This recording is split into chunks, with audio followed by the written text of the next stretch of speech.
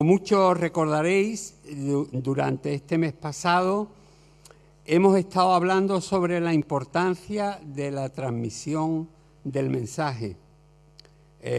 Varios hermanos, y Miguel especialmente, nos hablaba sobre el ejemplo de Timoteo, que recibió el amor por las Escrituras de parte de dos generaciones, su madre, Eunice, y su abuela, Loida. Y lo que aquello supuso para su vida y su ministerio. Y se nos habló muy bien acerca de lo importante que era seguir enseñando a otros el valor de la palabra de Dios. En el día de hoy yo quiero continuar con la idea central de lo que se hablaba y analizar algunas cosas que creo que nos pueden ayudar. Una de ellas es darnos cuenta que lo que estamos haciendo es formar parte de una cadena de transmisión. Si leéis conmigo un texto en 2 de Timoteo 2.2, es un texto muy fácil de recordar, 2.2.2, 2 de Timoteo 2.2, dice: lo que oíste de parte mía mediante muchos testigos, esto encarga a hombres fieles que sean idóneos para enseñar también a otros.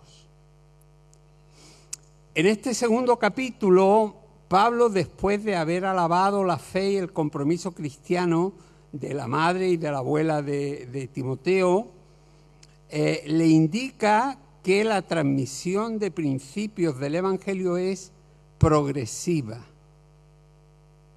Es algo progresivo y al mismo tiempo encadenado.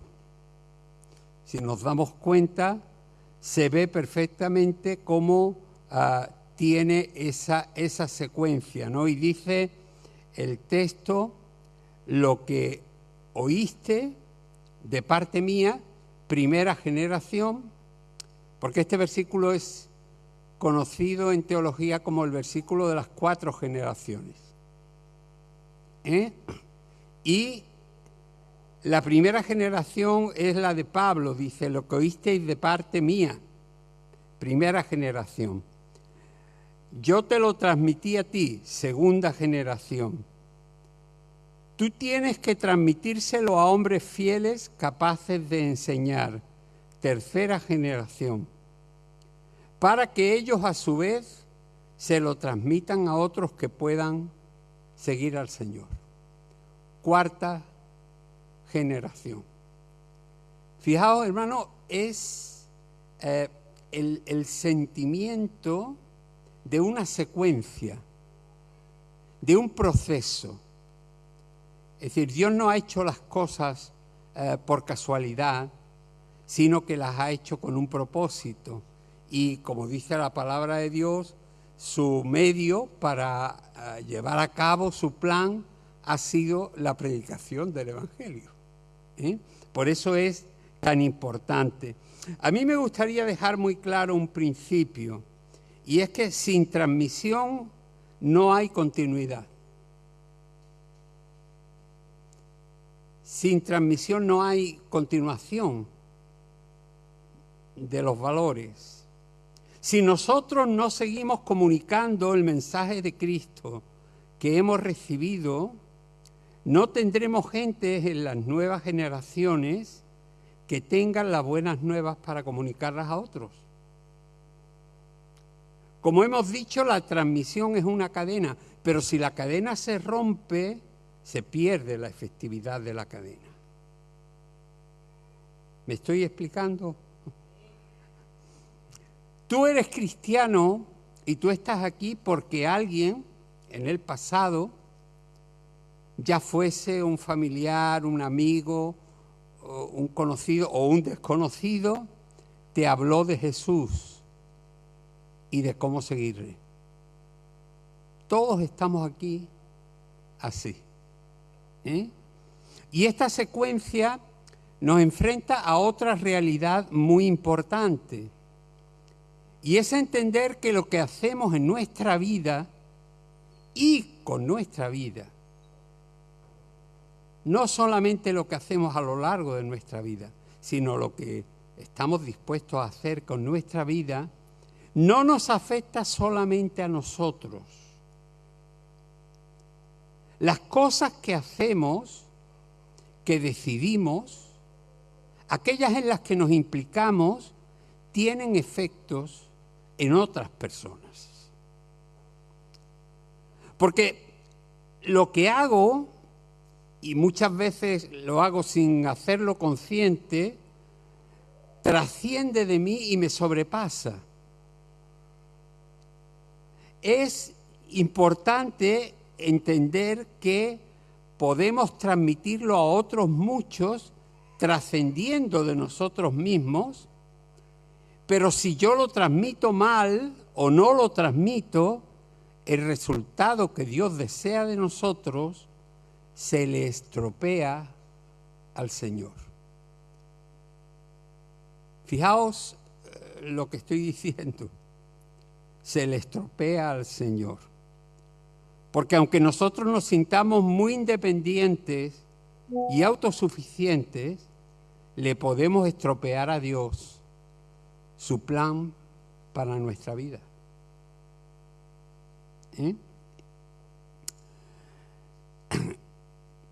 Pensando un poco en el concepto de lo que entendemos como un legado, los sociólogos recalcan que los tres principales cauces por los que se transmiten los valores a las siguientes generaciones son básicamente tres: la familia, la escuela y la religión.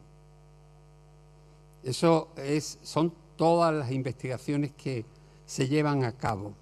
Y todos tenemos en mente y hemos aprendido un estilo de vida, costumbres familiares que hemos ido adquiriendo sin darnos cuenta y que han llegado a formar parte de nosotros mismos. Es decir, hacemos muchas cosas porque las hacían nuestros padres, nuestros abuelos. Yo hay veces en que veo a mi mujer hacer cosas y yo digo, ya está aquí la encarna. La encarna era mi suegra. ¿No? Porque es que se repiten las cosas sin que nosotros nos demos cuenta. Hemos adquirido cosas que se nos han imbuido en nosotros de nuestras familias, de nuestros familiares. Pero también el periodo de la escuela marca muchísimo. Todos guardamos en nuestra mente el recuerdo de ciertos profesores que nos influyeron en la adolescencia y en la juventud. Yo tengo al menos el recuerdo de tres: de doña Amalia, que me enseñó a leer y a escribir y a tener una buena caligrafía, y también nos transmitió nuestras primeras nociones sobre Dios y la religión, y además la importancia de la oración. El segundo fue un profesor ya muy maduro, muy adulto. A mí me parecía muy mayor, pero el hombre no debía tener más de 50 años en aquella época, lo que ahora sería para mí un chiquillo, ¿no? Pero digamos, en aquella época tú veías al profesor y el profesor te parecía viejísimo, ¿no? Era casi un abuelo enseñándote, ¿no? Pero a lo mejor era casi como tu padre, ¿no? Y aquel hombre, digamos, me transmitió el valor por la lectura y la importancia de preguntarse cosas. Él era un hombre muy inquieto y, aunque era un hombre, fijaos, tenía un defecto, estaba cojo de una pierna, pero era un hombre con una mente muy lúcida y a mí me marcó mucho. Fijaos que yo podría decir que la primera persona fuera de mi familia que confió en mí y que me animaba, diciéndome que si me esforzara podría conseguir grandes cosas, fue don Federico. Es decir, gentes que han estado a tu lado han influido sobre ti. Y el tercero fue don Manuel, un profesor de una asignatura tan adoctrinadora como se dice ahora, que se llamaba Formación del Espíritu Nacional, en plena dictadura. No os cuento nada. Este hombre estaba puesto allí para enseñarnos las bondades del gobierno de Franco en toda una época. Cuando yo estaba estudiando como delineante proyectista. Y era un hombre que, a pesar de ser muy pegado al régimen y ser además tremendamente católico, demostró ser una persona con unos valores muy buenos. Él nos enseñó a defender y luchar por aquello en lo que creíamos. Y nos defendió a todos los evangélicos, porque nos convertimos en un solo año 11 jóvenes en la escuela de Franco, que era, bueno, ya os podéis imaginar, ¿no? Este hombre nos defendió a todos los recién convertidos contra todos los otros maestros que querían echarnos de la escuela y sobre todo el sacerdote que era el director espiritual del centro. Pero ese hombre también dejó una marca. Y yo conocí el Evangelio muy jovencito. Yo me bauticé con 15 años. Es decir, que ya ha llovido algo. Y las ideas y los conceptos de los misioneros nos marcaron mucho. A toda una generación de jóvenes. A veces esas ideas nos marcaron para bien y otras veces para mal. Pero nos marcaron. Y con todo ese bagaje personal, uno llega a ser la persona que ha sido. He comentado en alguna ocasión que me ha llamado mucho la atención la forma en que el Ministerio de Educación quería transmitir el valor de la transmisión. Se veía un anuncio en el que se ve un padre afeitándose y un hijo al lado sin cuchilla, ¿no? Porque eso podía ser una carnicería, ¿no? Pero un hijo sin cuchilla repitiendo todos los gestos que hacía el padre, ¿no? Y cuando el padre ya se echaba el aftershave y hacía así, ¿no? Inmediatamente el niño empezaba a golpearse la cara como diciendo, ya hemos acabado, ¿no? Y decía, lo que tú haces, ellos lo repetirán. Y luego hicieron otro anuncio de una niña que está sentada junto a su padre y están en el desayuno.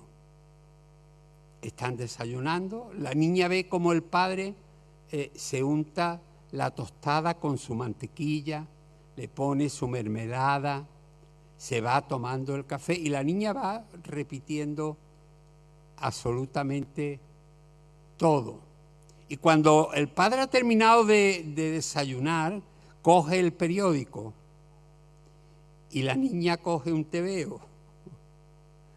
Y el anuncio dice, si tú lees, ellos leen.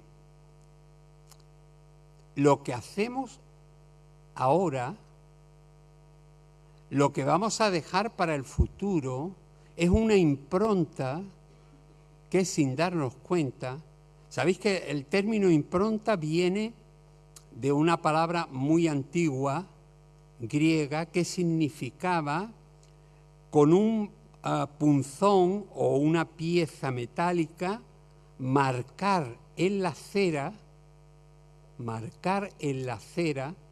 para que se endureciera una determinada forma, una impronta. Vamos dejando a lo largo de nuestro camino. Por eso es muy importante que entendamos la importancia de los legados que vamos a dejar. El diccionario dice que un legado es aquello que se deja o se transmite a los sucesores, sea una cosa material o inmaterial. Y también tiene como sinónimos heredad o herencia.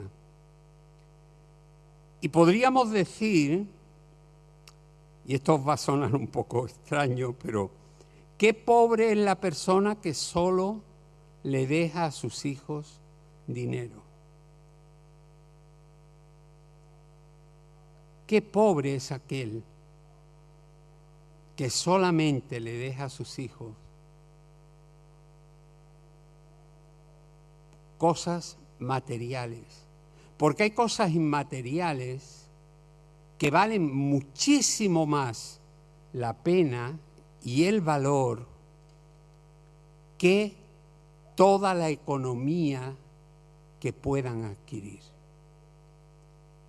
Los legados no se miden por ceros en el banco. Los legados se miden por la impronta que se haya dejado sobre los que vienen detrás. Por eso es de tanta importancia, hermanos, que nosotros intentemos transmitir a nuestros hijos, a nuestras familias, a nuestros amigos, a aquellos que tenemos cerca, lo que es una vida y un espíritu cristiano.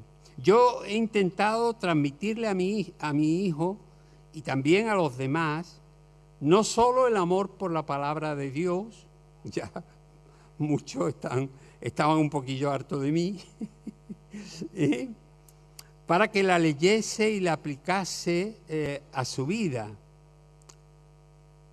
Porque ¿de qué le serviría a mi hijo que fuese capaz de recitar todo el Nuevo Testamento como si fuese un loro o un papagayo que lo ha aprendido mecánicamente, si luego en su trato conmigo y con los demás es un tío insoportable? ¿Qué vale más? Hay cosas que tienen un valor incalculable. Valores como la familia, el respeto, el esfuerzo, que hoy se está perdiendo en nuestra sociedad y se cambia por el individualismo y la independencia y la falta de respeto. Ahora a la falta de respeto se le llama libertad de expresión. Y a la relajación de que me lo den todo hecho se le llama paga. Voy buscando una paguita.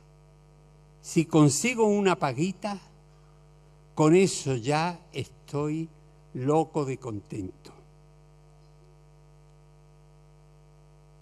Hay que esforzarse y sacrificar algo, porque las cosas que aprendemos son valores que valen mucho más que una cuenta con muchos ceros. Fijaos, el padre de Carlos Marx, que fue primero un rabino judío, le obligó a aprenderse muchos versículos del Antiguo Testamento de memoria. Y los biógrafos dicen que cuando el padre de Carlos Marx se convirtió a la doctrina luterana, obligó a Carlos Marx a aprenderse los 4 evangelios completos de memoria. Se supone que esa insistencia en la palabra debería haber influido en la vida de Marx para ser un buen cristiano. Sin embargo, todo aquello vivido le convirtió en una de las personas más ateas del mundo. Porque podemos dejar herencias buenas o malas. Yo creo que todos hemos escuchado el concepto de la herencia envenenada, ¿no? Es decir, te dejan una herencia pero tienes que pagar más impuestos por ella que lo que vale la herencia.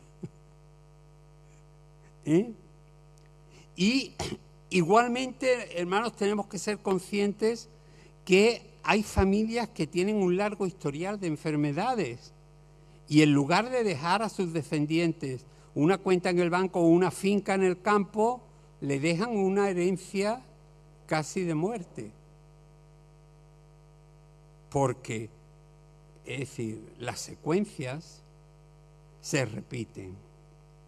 Y yo me preguntaba en estos días, ¿cómo te gustaría que te recordasen cuando ya no estés?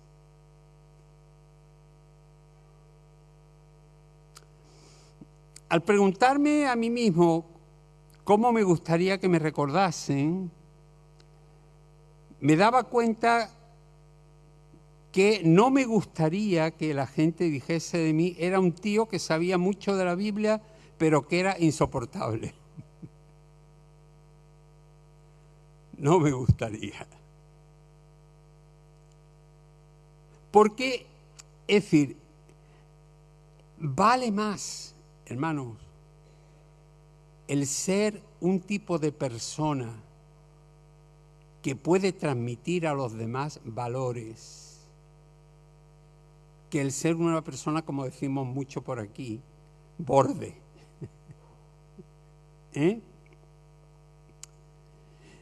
Yo siempre me he parado mucho en lo que yo llamaría el epitafio de Jesús. El epitafio son las palabras que se colocan en la lápida de un cementerio o se escriben en cualquier lugar sintetizando toda una vida. Suele ser una frase corta en la que se intenta resumir todo lo mejor de esa persona, ¿no? Pero no tenemos tumba de Jesús, no tenemos un epitafio escrito. Sin embargo, fijaos, el epitafio, según yo lo entiendo, se encuentra en el libro de los Hechos cuando Pablo dice, él anduvo haciendo el bien y sanando a todos los oprimidos por el diablo, porque Dios estaba con él. Qué bonito es, hermanos, que se pueda recordar de uno que pasó por la vida haciendo el bien. Y que era una persona a la que se le notaba a la legua que Dios estaba a su lado. Yo creo que esas cosas, hermanos, le dan valor a la vida y a la persona. Una característica que hay que transmitir a los demás, pero especialmente a los que vienen detrás y formamos parte de esa cadena de transmisión de la que hemos hablado, es el ser buenas personas, ser honrados, ser decentes, que es una palabra que hoy está como en desuso. Para que tú le dices a uno, es que eres un indecente y te llevan a los tribunales, ¿no? Ser una buena persona no es llegar a ser famoso. Una niña le decía a su madre que ella quería ser famosa porque había visto un TikTok. ¿Sabéis lo que es un TikTok? Es esas tonterías que te encuentras diariamente 20.000 en el móvil, ¿no? había visto un TikTok en que un youtuber, todo este lenguaje nuevo que tenemos que aprender, que haciendo tonterías y colgándolas en las redes se había hecho millonario. Y la niña decía, pues yo voy a ver si aprendo a hacer 4 tonterías y me hago millonaria también. Qué mala enseñanza. Qué falta de entendimiento de lo que tiene valor. Otros jóvenes decían hoy que todos quieren ser como Lamine Yamal, este muchachito marroquí de origen que ahora está de moda dentro del fútbol. ¿Por qué? Porque ya con lo joven que es, se dice que ya tiene una renta millonaria y que tiene una cláusula para que lo dejen ir de muchísimos millones. Una segunda reflexión que me parecía interesante es ¿cómo me recordará a mí la gente cuando yo me haya ido? Es decir, ¿cómo crees tú que te recordará? Hay gente que dice, oh, qué bien hemos descansado del Bernardo este, tan pesado. ¿No? ¿Eh? Pero es decir, tenemos que ser conscientes que podemos ser 2 tipos de personas completamente distintas. Podemos ser un puercoespín, que tenemos las púas todo el día preparadas para que el que se acerque se pinche y nadie se quiere tratar con nosotros porque somos insoportables. O podemos ser, como dice la palabra de Dios, gente afable, que el diccionario define, porque muchos no saben lo que significa afable y otros lo tenemos que mirar en el diccionario. ¿Que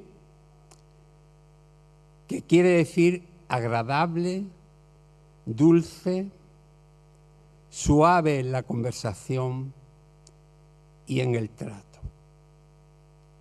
Podemos ser esos 2 tipos distintos de personas. Quisiera terminar esta reflexión con un texto bíblico que siempre me ha ayudado mucho a pensar en el resultado de lo que hagamos y el legado que dejemos a los demás. Se encuentra en el libro de Eclesiastés, capítulo 11, versículo 1, y dice, echa tu pan sobre las aguas, porque después de muchos días lo volverás a encontrar. Indicando que con la bendición de Dios veremos al tiempo, a lo mejor no inmediatamente, que es lo que nos gustaría a nosotros, pero al tiempo veremos que se recogerán buenos resultados de la labor realizada. El pasaje está basado en lo que se sabe y es que el agua, los ríos, los lagos, el mar, devuelven lo que cae en ellos. Es como indicarnos que lo que hacemos en la vida, sea bueno o malo, como hemos dicho, tiene consecuencias. A toda acción hay una reacción. Es algo que tenemos que ser conscientes. Lo que yo haga va a dejar impronta sobre otros o no. Impronta buena o mala. Por eso es tan importante tener muy claro lo que queremos hacer. Fijaos que el texto nos habla de que al cabo del tiempo podemos ver el resultado de esos legados que vayamos dejando. desde que era un adolescente, Franklin Graham, que era el hijo de Billy Graham, el mayor evangelista que ha visto el mundo y que ha predicado a millones de personas, aunque había sido educado como cristiano, aunque él pensaba para sí que sus padres habían sido muy estrictos con él, abandonó la fe y se convirtió en un verdadero hijo pródigo. Vivió como le dio la gana, se metió en drogas, fue con todo lo que se le antojó y hizo lo que quiso. Se alejó de Dios y de su iglesia. Y hermano, los padres cuentan que para ellos fue un duro revés, porque ganaban a miles para Cristo, pero perdían a su hijo. Entonces, ¿qué? Si yo gano a todo el mundo, pero pierdo a mi hijo, que he salido perdiendo, ¿verdad? He salido perdiendo mucho. Sus padres decidieron no dejar de orar por él cada día, ni por la mañana ni por la noche. Y durante muchos años no sucedió nada. Pero cuando Franklin tenía 22 años y se encontraba visitando Jerusalén, en un hotel tuvo un encuentro personal con Cristo. Y volviendo en sí, él lo dice así específicamente, a semejanza del hijo pródigo de la parábola, volví a mi padre, le pedí perdón, porque durante el tiempo que él estuvo fuera, habló del Padre lo que no os podéis ni imaginar. Y de nuevo consagró su vida al servicio del Señor. En su biografía él dice que una y otra vez, cuando estaba alejado de Dios, no podía dejar de pensar en lo que desde pequeño se le había enseñado, lo que se le había transmitido, porque el ejemplo de vida y la enseñanza recibida lo habían marcado para siempre. Quiero terminar hoy con una reflexión sobre el rey David. El rey David, que tanto hizo durante su vida, nos dice el apóstol Pablo que después de haber servido a su generación, descansó en paz. A pesar de que no fue un rey perfecto, David metió la pata muchas veces. A mí me encanta de la Biblia que no encubre los pecados de la gente. En los libros de historia, es decir, se ponen a los reyes y a los gobernantes como si fueran, impolutos, es decir, ellos no han roto un plato, son lo mejor del mundo. En la Biblia a los hombres de Dios se les sacan sus pecados. Y de David hay muchos que sacar, Sin embargo, hermano, instruyó a su hijo Salomón para que continuara la labor que él había empezado, y Salomón cumplió el legado de David. Lo preparó todo para que Salomón pudiese construir lo que fue una de las grandes construcciones de la antigüedad, el templo de Jerusalén. Pero llama mucho la atención la cantidad de veces que en Proverbios y Eclesiastés Salomón le escribe a su hijo diciéndole lo provechoso que ha sido para su vida seguir los consejos de su padre y de su madre. Dice. no te olvides de los consejos de tu padre y sigue también los consejos de tu madre. Se le dice. Aquí Pablo, hermanos, habla del descansar en paz de David, pero con la sensación del deber cumplido. Eso descansó en paz. Porque había cumplido el plan que Dios tenía preparado para él a pesar de sus muchos errores. Y ha dejado a los que venían después de él no solamente un patrimonio material ni de fama, sino todo el aprendizaje que un padre puede dar a sus hijos porque los ama y quiere lo mejor para ellos. Ojalá, hermano, que nosotros podamos tener el mismo sentir de haber servido a nuestra generación, cumpliendo la voluntad de Dios y dejando legados de valor a los que nos seguirán. Y que el día que ya faltemos, otros tomen el relevo para seguir transmitiendo al mundo, que son las nuevas generaciones, que nos seguirán, el mensaje de Cristo. Para que también como nosotros, el Señor transforme su vida y los reconcilie con Dios. Con esto me gustaría terminar y dejaros que pensemos seriamente en qué legado queremos dejar y cómo queremos que nos recuerden los demás. Que el Señor os bendiga.